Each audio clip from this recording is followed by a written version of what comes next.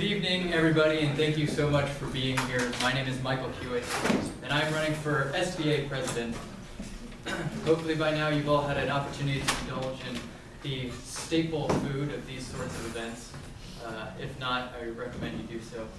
I want to begin, and I want to explain why, in my mind, these elections, and particularly your participation in these elections, is so important. The Constitution of the Student Bar Association states that the mission of the SBA is to represent the student body. Now, to many of us, SBA may seem like just another organization on campus. I must admit that when I first came to this school, I was a little confused by how SBA fitted into the overall goals and of our law school experience. However, after working with many of you and speaking with many of you, SBA has come to mean so much more to me, and I think means a lot more to you as students than we first thought. To exemplify that mission statement of representing students goes beyond dedicating those several hours heckling students in the Student Boulevard to buy tickets for events, but it's more about the opportunities that SBA provides to students through committees and opportunities to plan events and come up with those initiatives and proposals to give those students those opportunities to work on and develop those skills, practical skills that SBA offers. To exemplify that mission is more than just asking and reading the interesting and sometimes funny feedback submitted through the suggestion box, but it's rather taking that feedback and the feedback from all of you and turning that into a long-term strategic plan that works together with the administration and the faculty, like our current executive board has done. Exemplifying that mission is not just the several hours it takes to put together the weekly email that includes the reminders of what's going on campus this week, but it's about the hours of coordination and effort that are put in behind the scenes to making sure those events can succeed and occur, and that the resources are there for students in those student leadership positions to take advantage of.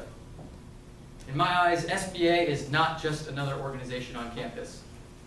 If you elect me as SBA president, which, mind you, still needs to happen, I intend to make sure that each of you sees SBA as the amazing resource that I have come to understand that it is.